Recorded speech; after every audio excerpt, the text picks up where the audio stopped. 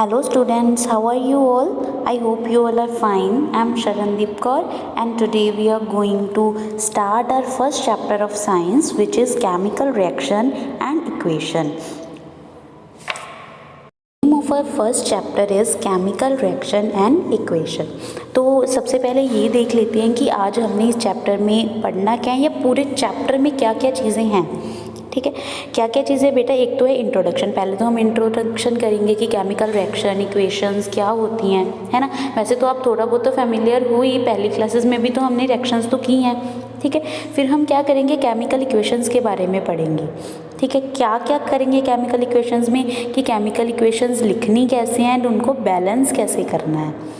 ठीक है बेटा, फिर हम क्या करेंगे, केमिकल इक्वेशन की टाइप्स करेंगे, क्या क्या टाइप्स होती हैं, combination, decomposition, displacement, double displacement.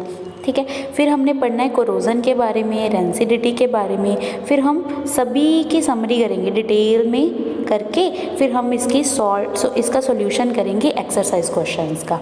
ठीक है बेटा, चलो स्टार्ट करते हैं अब हम नेक्स्ट। देखो बेटा, क्या है कि जो ये चैप्टर है ना आपका एग्ज़ाम में 5 मार्क्स के अप्रॉक्सीमेट आपको आएगा। ठीक है, 5 मार्क्स के आसपास ये आपको एग्ज़ाम में आएगा। ठीक है, तो हमने इस चीज़ में क्या क्या चीज़ें देखनी है, शुरू करते हैं। ठीक है, देखो बेटा, आपने देखा होगा कि जब हम फूड को कुक करते हैं, ठीक है, तो क्या होता है, पहले हमारे पास क्या होता है, रॉ मटेरियल होता है। ठीक है, रॉ मटेरियल होता है, रॉ फूड होता है, जिससे हम क्या करते हैं, उसको कुक करते हैं। कुक करने के लिए हम क्या करते हैं, मान लो हमने कोई भी सब्ज़ी बनानी है ना, सब्ज़ी बनानी है तो सब्ज़ी को पहले हम काटेंगे। ठीक है, काटने के बाद उसको क्या करेंगे, तड़का वगैरह लगाएंगे, है ना। जैसे भी क्या करना पड़ेगा, हमें हीट देनी पड़ेगी, है ना, हीट देनी पड़ेगी। हीट के बाद फूड क्या है, पक के तैयार हो जाएगा। क्या आप इस पके हुए फूड को दोबारा रॉ फूड में कन्वर्ट कर सकते हो? नहीं कर सकते ना, हम उसको रॉ फूड में कन्वर्ट नहीं कर सकते। इसका क्या मतलब है कि इसमें एक चेंज आ गया। ठीक है, एक चेंज आ गया। कैसे आया चेंज? केमिकल रिएक्शंस के थ्रू। क्यों? क्योंकि हमने हीट किया था, हमने टेम्परेचर प्रोवाइड करवाया था, हीट दिया था, इसी वजह से क्या हुआ, उनमें चेंजेस आए। इस चेंज को हम क्या बोलते हैं, केमिकल चेंजेस। ठीक है, एंड केमिकल चेंजेस को लिखने के लिए हम एक मतलब कुछ यूज़ करते हैं, दैट इज़ केमिकल रिएक्शन। ठीक है बेटा, क्या यूज़ करेंगे हम, केमिकल रिएक्शन का यूज़ करेंगे केमिकल इक्वेशंस को लिखने के लिए। अब एक तो कुकिंग ऑफ फूड की बात होगी, और कौन कौन सी केमिकल रिएक्शंस होती हैं, जैसे अगर मान लो हम मिल्क है ना, मिल्क को हम रख दें, हमने मान लो उबाल भी दिया, लेकिन काफ़ी टेम्परेचर पे, ज़्यादा टेम्परेचर पे वो क्या है, काफ़ी लंबे समय तक बाहर ही पड़ा रह गया, है ना, हमने उसको फ्रीज़र में रखा नहीं, तो इससे क्या हो जाता है, मिल्क है जो वो क्या हो जाता है, स्पॉइल हो जाता है ना, मिल्क खट्टा हो जाता है। इसका मतलब क्या हुआ कि उसमें कुछ केमिकल रिएक्शंस हुई, केमिकल रिएक्शन के कारण वो क्या हो गया, स्पॉइल हो गया। ठीक है, और कौन कौन सी एग्जांपल्स होती हैं, जैसे food is digested in our body, हमारी बॉडी में फूड डाइजेस्ट होता है। जो फूड डाइजेस्ट होता है ना बेटा, ये भी क्या है, केमिकल रिएक्शंस के थ्रू ही होता है। ठीक है, अगर केमिकल रिएक्शंस होती हैं इसीलिए फूड डाइजेस्ट होता है। अगर मान लो हमारे बॉडी के अंदर कोई भी केमिकल रिएक्शंस नहीं होती हैं, तो इससे क्या होता है, जो एक मील का फूड है ना, उसको डाइजेस्ट करने में हज़ारों साल लग जाते हैं। ठीक है, लेकिन एक बार का डाइजेस्ट करने के लिए, फूड एक मील का डाइजेस्ट करने के लिए हमें कितना टाइम लगता है, नहीं लगता ना। क्यों? क्योंकि हमारी बॉडी के अंदर काफ़ी सारी केमिकल रिएक्शंस हो रही हैं। ठीक है, इन केमिकल रिएक्शंस की वजह से ही क्या है, डाइजेशन इजीली हो जाती है। ठीक है ना बेटा, समझ आ गई ना आपको केमिकल रिएक्शंस क्या होती हैं या केमिकल चेंजेस क्या होते हैं। ऐसे चेंजेस, ठीक है, जिसमें क्या है, जो इनिशियल सब्सटेंस है बिल्कुल चेंज हो जाए, इनिशियल सब्सटेंस बिल्कुल चेंज हो जाए, वो उसकी बिल्कुल कॉम्पोजिशन ही बदल जाए, ऐसे चेंजेस को हम क्या बोलते हैं, केमिकल चेंजेस बोलते हैं। ठीक है बेटा, अब क्या है, जो केमिकल चेंजेस होते हैं ना बेटा, ये क्या होते हैं, इरिवर्सिबल होते हैं। इरिवर्सिबल का क्या मतलब कि दोबारा हम इसको रिवर्स नहीं कर सकते हैं। ठीक है, तो क्या होगा, जो इनिशियल सब्सटेंस होगा, है ना, वो क्या हो जाएगा, हमारा बिल्कुल चेंज हो जाएगा। ठीक है, एंड और क्या होगा, जो कोई भी मैटर है ना जिसकी भी हम बात कर रहे हैं, जिसको हमने चेंज करना है, जिस पे हमने केमिकल रिएक्शंस परफॉर्म करनी है, उनकी क्या है इंटरनल स्ट्रक्चर बिल्कुल चेंज हो जाएगी। इंटरनल स्ट्रक्चर चेंज होने का क्या मतलब होता है? इंटरनल स्ट्रक्चर चेंज होने का ये मतलब है कि जो कॉम्पोजिशन है ना जिससे मिलके वो बना है वो बिल्कुल चेंज हो गया। एक एग्जाम्पल करते हैं, देखो बेटा क्या एग्जाम्पल है। मान लो हमारे पास क्या है, H2 गैस है, ठीक है, H2 गैस है। H2 गैस को हमने क्या किया, चलो Cl2 गैस के साथ रिएक्ट करवाया, ठीक है। H2 गैस को हमने Cl2 गैस के साथ रिएक्ट करवाया, जो प्रोडक्ट बना वो हमारे पास क्या बन जाएगा, HCl बन जाएगा, ठीक है। क्या बन गया, HCl। ये एक अनदर गैस बन गई। लेकिन जो ये HCl है ना बेटा, इनकी प्रॉपर्टीज़ हाइड्रोजन की प्रॉपर्टी से एंड क्लोरीन की प्रॉपर्टी से, दोनों की प्रॉपर्टी से बिल्कुल डिफरेंट होगी HCl की प्रॉपर्टी। अब इसमें हाइड्रोजन भी है, इसमें क्लोरीन भी है, लेकिन कोई भी प्रॉपर्टी इसकी H2 एंड Cl2 से मैच नहीं करती है। ये एक अलग कॉम्पोजिशन बन गई, ठीक है। अब ना ही ये हाइड्रोजन रहा, ना ही ये क्लोरीन रहा, ये क्या बन गया, हाइड्रोक्लोरिक एसिड बन गया। समझ में आया कि अब देखो क्या प्रॉपर्टीज चेंज होती है, ना तो H2 एसिड है ना ही Cl2 एसिड है, लेकिन HCl एसिड है, ठीक है। HCl is a acid. तो इसका क्या मतलब है कि बिल्कुल उसकी केमिकल कॉम्पोजिशन, उसकी स्ट्रक्चर बिल्कुल चेंज होगी। ऐसी होती हैं chemical changes and chemical reactions. समझ में आ गया ना बेटा कि chemical reaction and chemical changes क्या होते हैं। तो केमिकल रिएक्शंस, केमिकल चेंजेस को ही हम केमिकल रिएक्शन में लिखते हैं। मतलब केमिकल चेंज तो एक तरह का चेंज है, केमिकल रिएक्शन क्या होती है कि मेंशन करने का तरीका, एक केमिकल चेंज को शो करने का एक तरीका जो है उसको हम केमिकल रिएक्शन बोलते हैं, जिसको हम रिटन वे में भी एंड थ्योरेटिकल वे में भी बोल सकते हैं या लिख सकते हैं, ठीक है बेटा। ये हमारे पास क्या होती है, chemical reaction. Chemical change and chemical reaction में कोई फ़र्क नहीं होता। केमिकल चेंज एक तरह का चेंज है एंड रिएक्शन एक तरह का लिखने का तरीका होता है, ठीक है बेटा। अब हम बेटा डिटेल में करते हैं कि केमिकल चेंजेस क्या होते हैं, ठीक है। What is chemical change. अब बेटा दो तरह के चेंजेस होते हैं, एक तो फिजिकल चेंज होता है, एक केमिकल चेंज होता है। अगर हम इन दोनों का कंपैरिजन करेंगे ना तो हम अच्छे से समझ पाएंगे कि केमिकल चेंजेस क्या होते हैं, ठीक है। अब हम एक एग्जाम्पल लेते हैं। एग्जाम्पल ली, क्या एग्जाम्पल ली, हमारे पास बेटा क्या है, हमारे पास पेपर है, ठीक है। पेपर है, जब हमने पेपर को कट किया, ठीक है, जब हमने पेपर को कट किया, ये देखो हमने इस पेपर को क्या किया है, यहाँ पे कट किया है। ये क्या है, फिजिकल चेंज है। क्योंकि क्या हुआ, पेपर कट किया, लेकिन कट करने के बाद भी रहा तो वो पेपर ही ना, उसमें कुछ चेंज तो नहीं ना हुआ, रहा तो वो पेपर ही, कोई भी चेंज नहीं हुआ। तो इसका मतलब ये क्या है, फिजिकल चेंज है। सिर्फ उसकी फिजिकल प्रॉपर्टी में चेंज आया। क्या चेंज आया फिजिकल प्रॉपर्टी में, उसका साइज़ छोटा हो गया, उसकी शेप चेंज हो गई, ठीक है। और तो कोई चेंज नहीं हुआ ना, साइज़ शेप ऐसा ही कुछ चेंज हुआ, और तो कोई चेंज है। पेपर था, अब भी वही पेपर है, लेकिन साइज़ एंड शेप क्या है, उसकी चेंज होगी। ऐसे चेंजेस को हम क्या बोलते हैं, फिजिकल चेंज, ठीक है। नेक्स्ट है बर्निंग ऑफ पेपर। जब हम पेपर को बर्न कर देते हैं, ठीक है, पेपर को बर्न करने के बाद जब वो पूरी तरह से बर्न हो जाएगा, क्या वो बर्न होने के बाद भी पेपर ही रहता है, नहीं ना। क्या बन जाती है, राख बन जाती है, उसकी ऐश बन जाती है। तो जो वो राख है, क्या हम उससे दोबारा पेपर बना सकते हैं, नहीं बना सकते ना। उसकी केमिकल कॉम्पोजिशन ही चेंज होगी। पहले क्या था, वो पेपर था, अब वो पेपर नहीं रहा, अब वो राख बन गई। उसके साइज़ में भी चेंज आया, उसकी शेप में भी चेंज आया, उसके कलर में भी चेंज आया, उसकी केमिकल कॉम्पोजिशन में भी चेंज आया, उसके स्ट्रक्चर में भी चेंज आया, सब चीज़ें उसकी बदल गई। इसका मतलब वो क्या है, केमिकल चेंज है। समझ में आया। जिसको देखो, ये एक तो फिजिकल चेंज हो गया। फिजिकल चेंज क्या हुआ, जिसकी सिर्फ फिजिकल प्रॉपर्टीज चेंज हुई, ठीक है। जैसे कटिंग ऑफ पेपर था, है ना, इसमें क्या हुआ, उसकी फिजिकल प्रॉपर्टी चेंज हुई, लेकिन बर्निंग ऑफ पेपर में उसकी केमिकल प्रॉपर्टीज चेंज होगी। That's why this is called chemical change, ठीक है बेटा। जो केमिकल चेंजेस होते हैं ये क्या होते हैं, इरिवर्सिबल। क्या होते हैं, इरिवर्सिबल, मतलब जिनको रिवर्स नहीं किया जा सकता, लेकिन फिजिकल चेंज को रिवर्स किया जा सकता है। एक एग्जांपल और लेते हैं इसको देखने के लिए। क्या एग्जांपल लेते हैं हम, ये एग्जांपल लेते हैं कि हमारे पास क्या है, आइस है, आइस क्यूब्स है, ठीक है। हमने क्या किया, आइस क्यूब्स को थोड़ा सा मेल्ट होने के लिए रख दिया रूम टेम्परेचर पे। ये क्या हो जाएंगी, मेल्ट हो जाएंगी। मेल्ट होने के बाद क्या बन गया, वाटर। वाटर बन गया ना। अब जो आइस है बेटा, आइस किससे बनी है? वाटर से ही बनी है। जब वो आइस की फॉर्म में है तब भी वो वाटर है, जब वो लिक्विड की फॉर्म में है तब भी वो वाटर है तो वाटर ही ना, कुछ और तो नहीं है। इसका मतलब जब हमने आइस को वाटर में कन्वर्ट किया, this is also a physical change, this is also a physical change. ठीक है, तो हम इसमें क्या हुआ, सिर्फ उसकी फिजिकल स्टेट में चेंज आया। पहले वो क्या थी, सॉलिड थी, अब वो क्या हो गई, लिक्विड बन गई। It means this is a physical change. ठीक है, समझ में आया ना बेटा? तो फिजिकल चेंज समझ में। अब केमिकल चेंज और क्या क्या हो सकते हैं, जैसे इन्होंने मैच स्टिक का भी लिया और मैच स्टिक को मान लो हमने तोड़ दिया, दिस इज़ फिजिकल चेंज। लेकिन जब हम इसको बर्न कर देंगे, दिस इज़ केमिकल चेंज।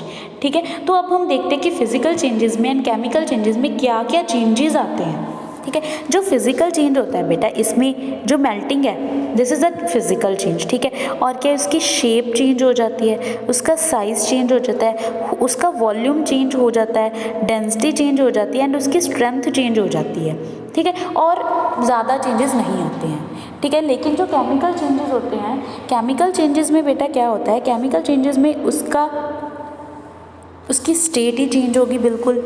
ठीक है, स्टेट चेंज हो जाती है, उसका कलर चेंज हो जाता है, कुछ गैस भी इवोल्यूट होती है। मतलब क्या है कि गैस जो है ना वो भी रिलीज़ होगी या फिर गैस एब्जॉर्ब होगी। ठीक है, जब भी हम रिएक्शन करेंगे, हो सकता है किसी चीज़ को वो एब्जॉर्ब करे या किसी चीज़ को वो रिलीज़ करे। जब हमने रिएक्शन की तो हो सकता है गैस का रिलीज़ हो।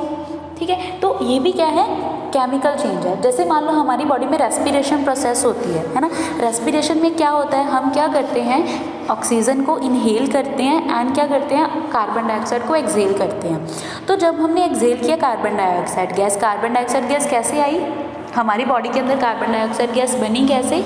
बनी इस तरह से कि उसमें कुछ केमिकल रिएक्शंस हो रही हैं हमारी बॉडी के अंदर, कंटिन्यूसली केमिकल रिएक्शंस हो रही हैं। केमिकल रिएक्शंस होते होते कुछ गैस रिलीज़ हुई। कौन सी गैस रिलीज़ हुई? That is CO2। ठीक है, CO2 गैस रिलीज़ हुई। जो CO2 गैस रिलीज़ होती है, फिर रेस्पिरेशन के थ्रू वही गैस हमारे नोज़ के थ्रू पाथवे से बाहर आ जाती है। समझ में आ गया? एंड केमिकल चेंज में फोर्थ चीज़ क्या है कि टेम्परेचर में भी चेंज होता है। ठीक है, टेम्परेचर में भी चेंज होता है। जैसे मान लो कुकिंग ऑफ फूड वाली हम एग्जांपल लेते हैं। जब हमने फूड को कुक नहीं किया था, रॉ था, तो उसका टेम्परेचर अलग था। लेकिन जब हमने क्या करना है, उसको कुक करना है, कुक करने के लिए हमें क्या करना पड़ेगा, टेम्परेचर इंक्रीज़ करना पड़ेगा। टेम्परेचर इंक्रीज़ किया ना, टेम्परेचर इंक्रीज़ करने से ही फूड बना। तो इसमें क्या होता है, टेम्परेचर का चेंज भी आता है।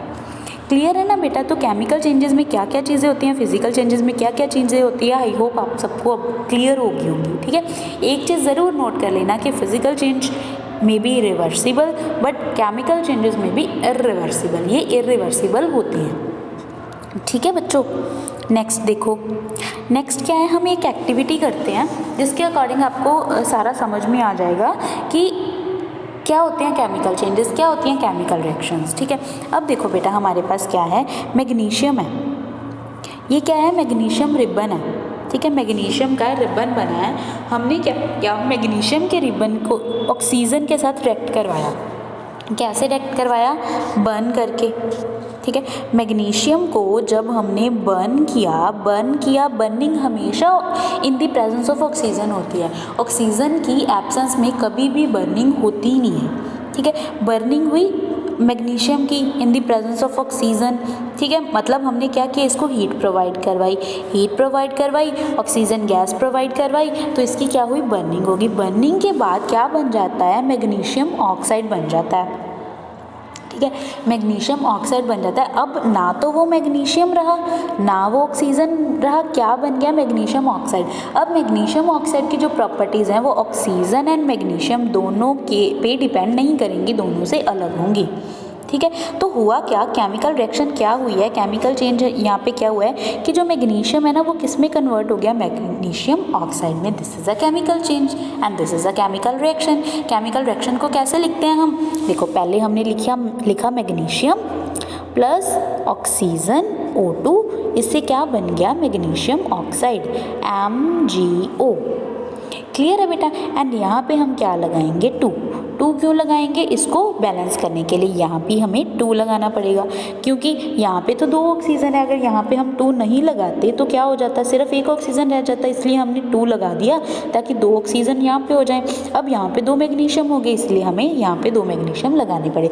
बैलेंसिंग करेंगे, बैलेंसिंग में कोई उलझने की ज़रूरत नहीं है, अभी बैलेंसिंग भी है हमारे पास टॉपिक इस चैप्टर में, वो हम तब करेंगे। क्लियर है ना बेटा यहाँ तक। अब नेक्स्ट देखो, अब केमिकल रिएक्शन की डेफिनेशन कर लेते हैं। केमिकल रिएक्शन या केमिकल चेंज की क्या क्या डेफिनेशन होती है, ठीक है। देखो, a chemical change in which initial substance reacts substance gets change in final substance. क्या होता है केमिकल रिएक्शन, जब इनिशियल सबस्टेंस फाइनल सबस्टेंस में चेंज हो गया, ठीक है। जो इनिशियल सबस्टेंसेस होते हैं उनको हम क्या बोलते हैं, रिएक्टेंट, एंड फाइनल सबस्टेंसेस को हम बोलते हैं प्रोडक्ट्स, ठीक है बेटा। For example, milk gate spoiled, cooking of food, digestion of food, burning of magnesium ribbon etcetera, ये सारी क्या है, केमिकल रिएक्शंस की या केमिकल चेंजेस की एग्जाम्पल्स है। क्लियर है बच्चों। नेक्स्ट वही है बेटा केमिकल इक्वेशन को लिखने का तरीका। अब हमने क्या देखना है, राइट करना है केमिकल इक्वेशन, कि केमिकल इक्वेशन हम लिखेंगे कैसे। देखो कैसे लिखेंगे, मैंने आपको बता ही दिया। मैग्नीशियम है, ठीक है, हमने क्या किया, ऑक्सीजन के साथ रिएक्ट करवाया, क्या बन गया, मैग्नीशियम ऑक्साइड, ठीक है। अब यहाँ पे हमने क्या किया बेटा, जो हमारी लेफ्ट साइड है, ठीक है, लेफ्ट साइड पे हमने क्या लिखा, रिएक्टेंट्स को लिखा। मैग्नीशियम एंड ऑक्सीजन क्या है, रिएक्टेंट। रिएक्टेंट्स क्या होते हैं बेटा, जो हम इनिशियल चीज़ें लेके चलते हैं, समझ में आया, जो भी चीज़ हम इनिशियली लेके चलते हैं दैट इज़ रिएक्टेंट, ठीक है। एंड जब उनमें रिएक्शन होने के बाद जो चीज़ हमारे पास बनती है दैट इज़ प्रोडक्ट। तो अब हमारे पास क्या बन गया, प्रोडक्ट्स बन गए।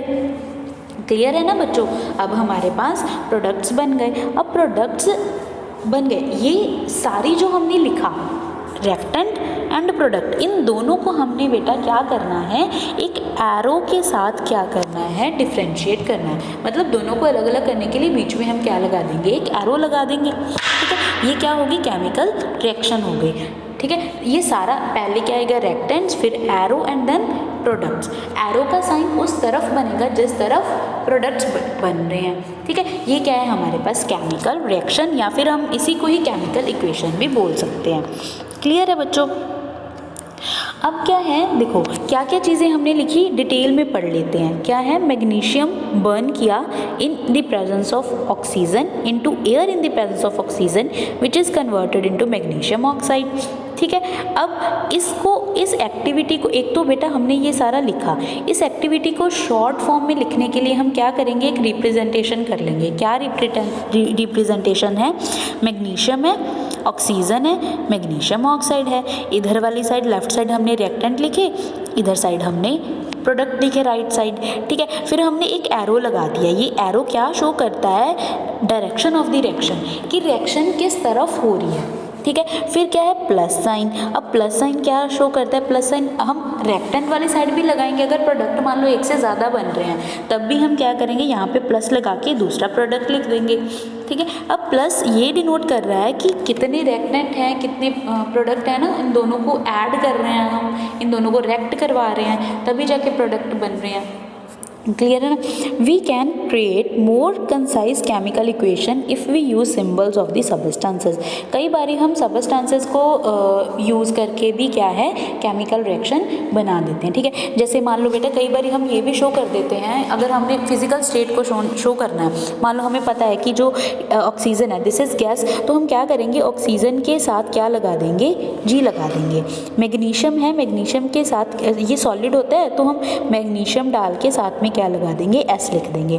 अब इसको भी लिखना थोड़ा ज़्यादा डिफ़िकल्ट है क्योंकि इतना बड़ा लिखेंगे, मैग्नीशियम ऑक्सीजन है ना, इसीलिए इसको थोड़ा सा छोटा करने के लिए, कंसाइज करने के लिए हम इनके सिंबल्स यूज़ कर लेंगे।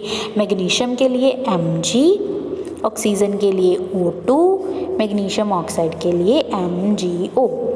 क्लियर है बच्चों। देखते हैं कैसे।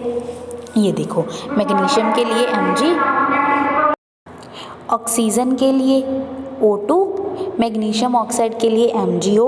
तो रिएक्शन क्या हो गई पूरी, ये वाली, ठीक है। अब हमने ये देखना होता है बेटा कि जो नंबर ऑफ एटम्स है ना left hand side and right hand side वो दोनों क्या हो, सेम हो। अगर सेम होंगे फिर ही रिएक्शन बैलेंस्ड होगी एंड फिर ही हमारी रिएक्शन क्या होगी, सही होगी। ठीक है, तो अगर इनके एटम्स, नंबर ऑफ एटम्स भी सेम रखने होते हैं, मास अगर डिफरेंट हैं तो उनको भी हमने क्या करना है, सेम करना है। ठीक है, ये क्या है, एक ये जो इक्वेशन है ना बेटा, ये क्या है, स्केलेटल केमिकल इक्वेशन है, स्केलेटल है उसका एक। ठीक है, कंप्लीट नहीं है अभी ये। ठीक है, अब ओनली स्केलेटल बना है, कंप्लीट नहीं है। कंप्लीट रिएक्शन को कंप्लीट करने के लिए हमें क्या करना पड़ेगा बेटा, इस रिएक्शन को बैलेंस करना पड़ेगा। ठीक है, तो अब हम इसकी बैलेंसिंग चेक करते हैं।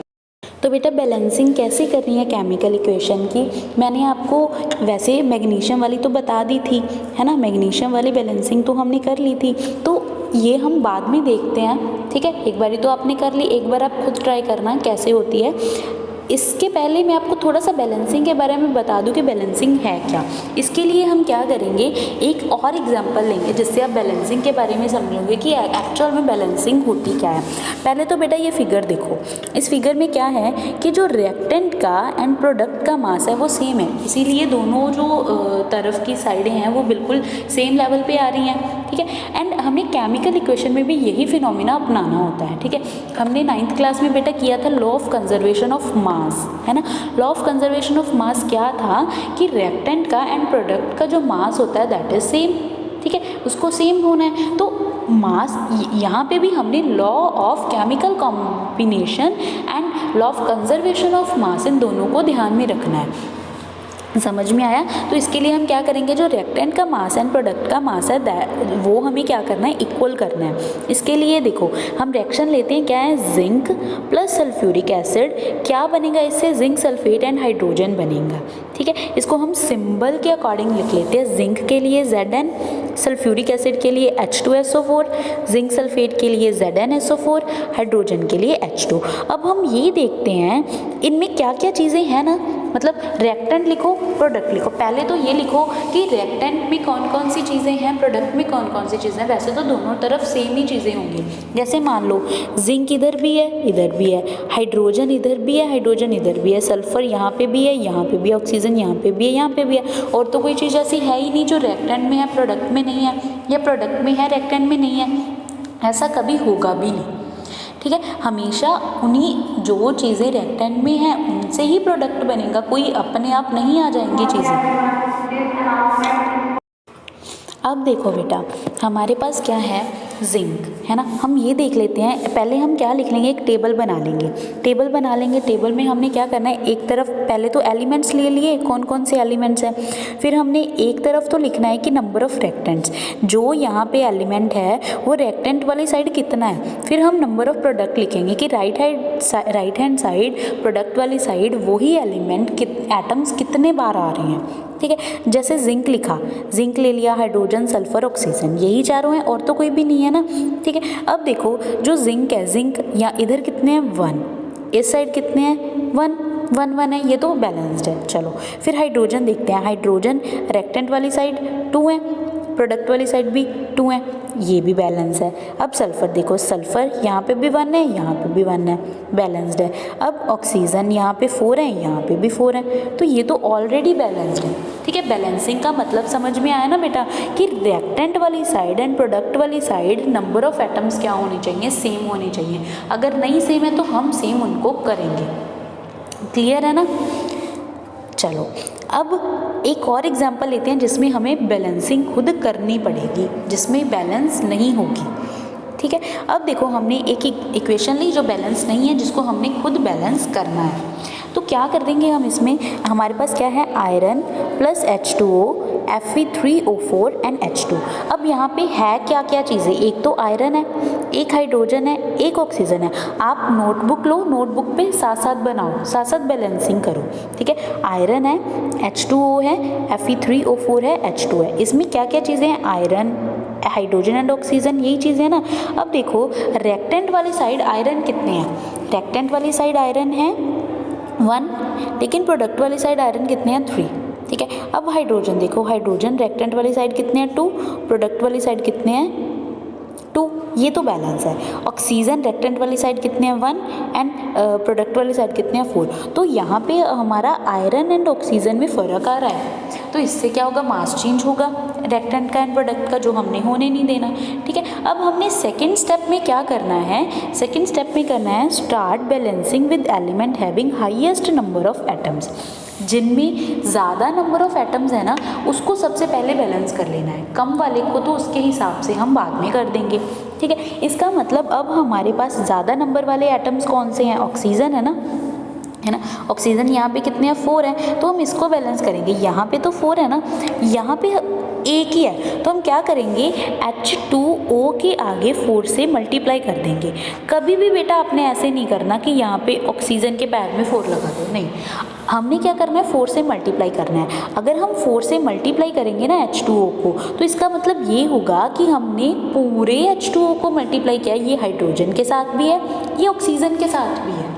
ठीक है, ऑब्वियसली अगर हम यहाँ पे ऑक्सीजन के आगे वाटर के आगे 4 लगा देंगे तो हाइड्रोजन में भी नंबरिंग में चेंज आएगा, तो फिर हम उसी तरह से टेबल में भी चेंज करते जाएंगे।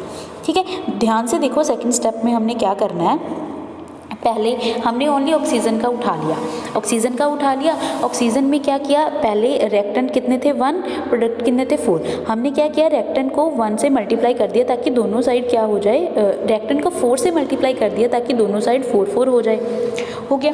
तो इसके लिए हम बैलेंस रिएक्शन में भी तो लिखेंगे ना, रिएक्शन में क्या लिखेंगे, 4H2O, बाकी सारा वैसे ही है। ठीक है, जैसे मैंने आपको बताया। अब थर्ड स्टेप में हम क्या करेंगे, अब ऑक्सीजन तो बैलेंस हो गई। ठीक है, अब इससे क्या हो गया, जो हाइड्रोजन है ना बेटा, उसमें थोड़ी सी गड़बड़ आ गई। हाइड्रोजन अब हमारे पास कितने बन गए, यहाँ से देखो हाइड्रोजन कितने बन गए, 8 बन गए। ऑक्सीजन तो बैलेंस हो गई, लेकिन हाइड्रोजन 8 बन गए। अब मैक्सिमम नंबर ऑफ चेंजेस किस में आ रहे हैं, हाइड्रोजन में ना, तो अब हम हाइड्रोजन उठाएंगे।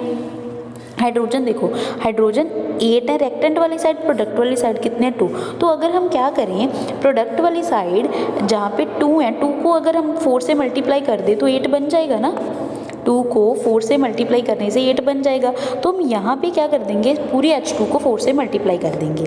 ये देखो 4 से मल्टीप्लाई कर दिया। अब हमारे पास देखो ऑक्सीजन भी बैलेंस होगी, 8 हो गई, हाइड्रोजन भी 8, ऑक्सीजन 4 हो गई, हाइड्रोजन 8 हो गई, हाइड्रोजन भी बैलेंस है एंड ऑक्सीजन भी बैलेंस है। अब बचा क्या, आयरन, आयरन को बैलेंस करते हैं। ठीक है, अब जो आयरन है, आयरन क्या है, रिएक्टेंट वाली साइड 1 है, प्रोडक्ट वाली साइड 3 है, तो सिंपल है कि हम क्या करेंगे, रिएक्टेंट वाली साइड 3 से मल्टीप्लाई कर देंगे, दोनों साइड 3 हो गया। अब देखो जो हमारे पास रिएक्शन है, क्या वो बैलेंस है, बैलेंस हो गई ना। देखो 3 आयरन इधर वाली साइड, 3 आयरन इधर वाली साइड। ठीक है, हाइड्रोजन इधर 8, इधर भी 8, ऑक्सीजन इधर 4, इधर भी 4। समझ में आया। अब आपको क्या करना है बेटा, आपको होमवर्क दे रही हूँ, होमवर्क में क्या करना है, ये कुछ रिएक्शंस हैं। ठीक है, इन रिएक्शंस को बैलेंस करना है, अपनी नोटबुक पे बैलेंस करना, बैलेंस करके मुझे उनकी पिक सेंड करना ताकि मैं देखूं कि आपने किया है या नहीं किया। एंड फेयर नोटबुक लगानी है। ठीक है, फेयर नोटबुक पे जो भी मैं होमवर्क दिया करूँगी ना, वो होमवर्क आपका होना चाहिए डे टू डे। ठीक है, हर रोज़ आपका जितना भी मैं होमवर्क दूंगी वो आपका कंप्लीट होना चाहिए। ठीक है ना बेटा। इसके बाद जब चैप्टर कंप्लीट हो जाएगा तब मैं आपको एक्सरसाइज भी करवाऊंगी, सॉल्व भी करवाऊंगी एंड उसको आपने अपनी नोटबुक पे राइट भी करना है। क्लियर है बच्चों। आज के लिए काफ़ी है, आप एक बार ये बैलेंसिंग करना। कल को हम क्या करेंगे, केमिकल रिएक्शन के टाइप्स करेंगे। ठीक है, ये होमवर्क अपनी नोटबुक पे कंप्लीट करना ही करना है। ठीक है बेटा, थैंक यू।